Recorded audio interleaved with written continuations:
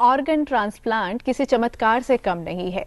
Year 1954 में अमित सबसे पहले सफल ह्यूमन ऑर्गन ट्रांसप्लांट किया गया था। तब से लेकर आज तक मेडिकल साइंस निरंतर तरक्की कर रही है, कई सारी एडवांसमेंट्स आ चुकी हैं और ये जो किडनी ट्रांसप्लांट की प्रक्रिया है ये और बेहतर हो चुकी है। आज हेलो डॉक्टर सेगमेंट में हम किडनी ट्रांसप्लांट के बारे में ही बात करेंगे और जानेंगे कि इससे जुड़ी क्या कुछ खास चीजें हैं, जिसके लिए हमारे साथ कुछ एक्सपर्ट्स मौजूद हैं। आइए उनका स्वागत करते हैं हमारे साथ ही वेलकम करना चाहेंगे डॉक्टर सुनील प्रकाश का। नमस्कार डॉक्टर साहब, good morning. Vice chairman and head department of nephrology and renal transplant BLK max hospital से। तो डॉक्टर सुनील, आप शुरू करते हैं, कब है कि किडनी का डॉक्टर ट्रांसप्लांटेशन रेकमेंड करता है? जब एंड स्टेज किडनी डिजीज आ जाती है, यानी किडनी की फंक्शनिंग 1% हो जाती है, तब दो ही विकल्प है, या तो आप डायलिसिस पे जीवित रहेंगे या किडनी ट्रांसप्लांट।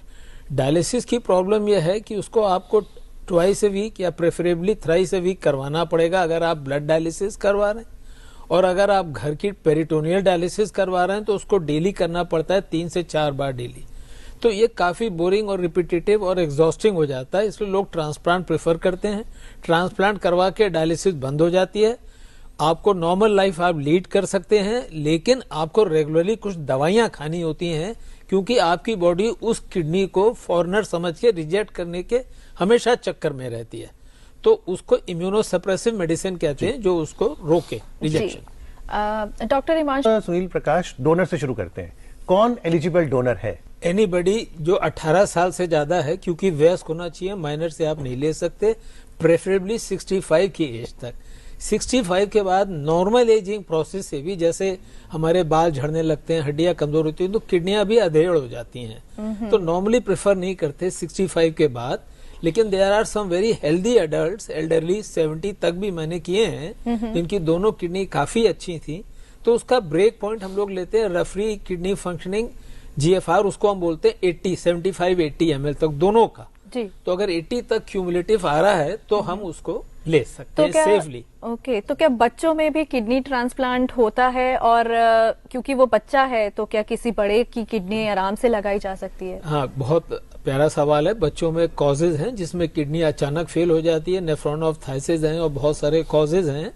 तो एडल्ट किडनी बच्चे में लगाने में थोड़ी दिक्कत होती है, क्योंकि उनका पेट छोटा है, but it is very easily done और वो काफी सक्सेसफुल होता है। और वाइसी वर्सा, मान लीजिए किसी बच्चे को अगर एडल्ट की किडनी लगानी पड़ जाए, रोड एक्सीडेंट में डेथ हो जाए, कुछ हो जाए, तो उसकी दोनों किडनी फिर हम प्रेफर करते हैं लगाना एक एडल्ट जी। लेकिन हम डोनर पे ही हैं अभी।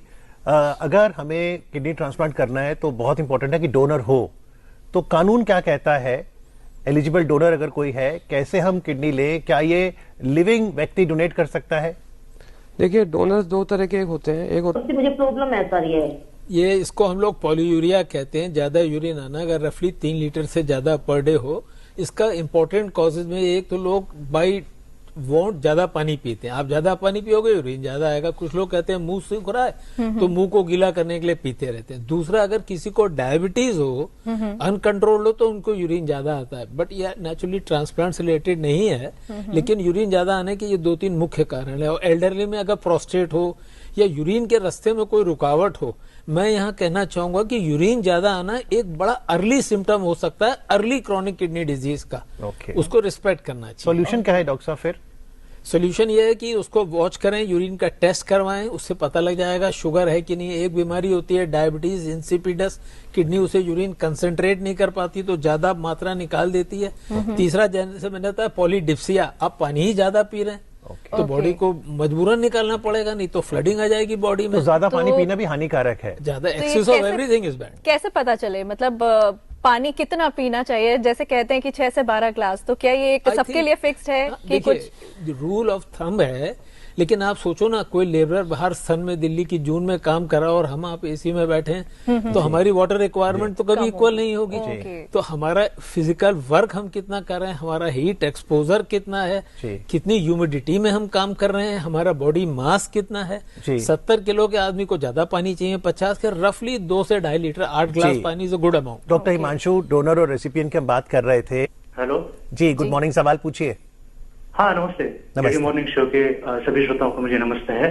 मेरा प्रश्न ये है कि शरीर के लिए पानी पीना बहुत अच्छा कारागिर हम मानते हैं, लेकिन अगर अतिरिक्त पानी अगर हम पिए तो किडनी पर उसका कोई कष्ट होता है या कोई परेशानी होती है क्या? ये मेरा सवाल है जी। ये डॉक्टर सुनील प्रकाश ने सवाल है कि जी किडनी के उत्तम संचालन के लिए आप क्या सुझाव देना चाहेंगे? जी डॉक्टर साहब, मेरा एक फॉर्मूला है, उसको मैं कहता हूं avoid 7S। Number 1S is excess sugar, sugar ज्यादा लोगे। फ्रेंड्स, सॉल्ट और शुगर मॉडर्न जमाने के ओपीएम है, ये व्हाइट पॉइजन है। ज्यादा शुगर लोगे डायबिटीज, ज्यादा सॉल्ट लोगे बीपी। फलों के फ्रक्टोज को भी काउंट कर रहे हैं? रिफाइंड शुगर की बात, आर्टिफिशियल शुगर, व्हाइट शुगर जो आपकी चाय में पड़ी है। सो ज्यादा सॉल्ट लोगे हाई ब्लड प्रेशर होगा। तीसरा एस है स्ट्रेस, आज हम लोग स्ट्रेस से मर रहे हैं। चौथा एस है स्लीप लैक। पांचवा है स्मोकिंग। इनफैक्ट मेरे हिसाब से स्मोकिंग और स्ट्रेस सबसे ज्यादा कॉज कर रहा है नुकसान, हार्ट का भी किडनी का भी। छठा है स्पिरिट्स। तो ये जो कारण है, अगर आप शुगर, सॉल्ट, स्मोकिंग और स्ट्रेस पे ही फोकस करें तो ज्यादातर बीमारियां, not only kidney, heart, brain, सबकी मिटिगेट। और डॉक्टर हिमांशु, एक ऐसा स्माइल, अगर मुस्कुराहट रखें, ऑर्गन डोनेशन पर भी गत वर्षों में काफी चर्चा हुई है। ऑर्गन डोनेशन को लेकर कितनी जागृति आई है, क्या कहना चाहेंगे आप? क्योंकि हमें एक किडनी तो चाहिए ट्रांसप्लांट करने के लिए।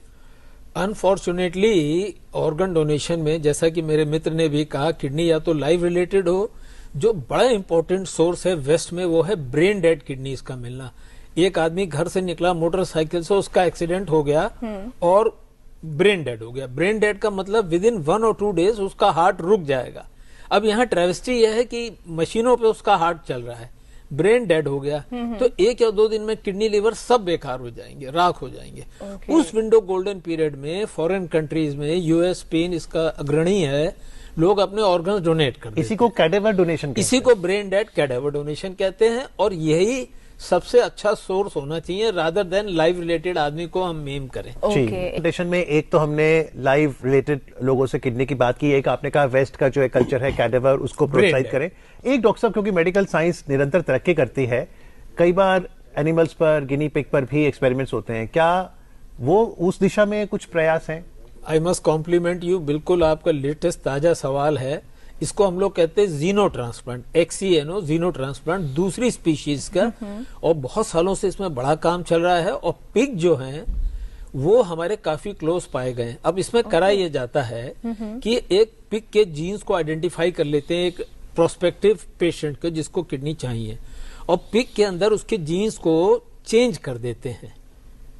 तो पहले एक जीन चेंज करते थे, अभी मैं आपको बताऊं, परसों ही न्यूज आई है, 1 महीना पहले न्यूयॉर्क में एक लेडी का ट्रांसप्लांट हुआ और वो आज 30 दिन पूरे हो गए हैं, वो घर चली गई हैं, उनको पिग की किडनी लगी है। अच्छा। ये तीसरा ट्रांसप्लांट है। पहले 2 ट्रांसप्लांट 2-2 महीने जिए, अब ये घर चली गई हैं। ये हम लोगों के लिए जिसे कहना चाहिए होली ग्रेल होगी। होली ग्रेल होगी। आप सोचो ना, ऑर्गन शॉर्टेज ही खत्म हो जाएगी, पिग के लिवर, किडनी, हार्ट सब मिलने लगेंगे। तो उसको वो बायोलॉजिकली पिग को वो